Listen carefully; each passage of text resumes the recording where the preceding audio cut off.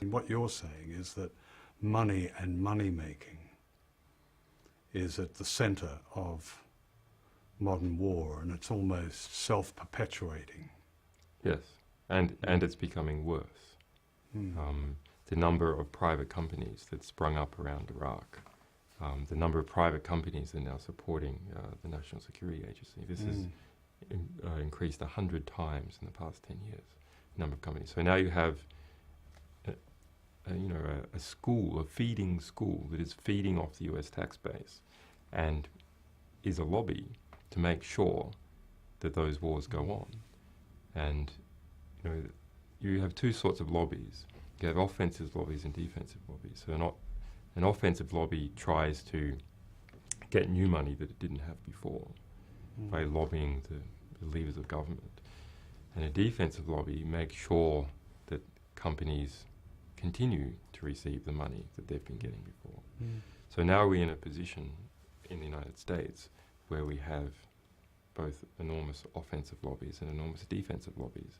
But the defensive lobbies always fight harder. They fight to keep the expectation of the money flow going. And that apparatus has been built up in the past 10 years. And I think it's going to be extremely difficult to dismantle.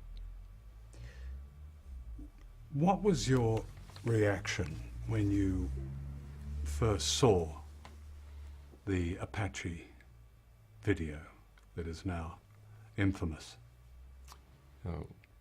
When I first saw this, we didn't know that there were journalists in it. We didn't know who they were. We didn't know the circumstances. We knew this was a tape of a helicopter attack, and otherwise nothing. So I could immediately see that this was a visceral attack on people walking in a street in a relaxed manner. But I didn't know, were they armed? Were they really the bad guys? They seemed incredibly relaxed. It seemed like this was an attack that was very provocative.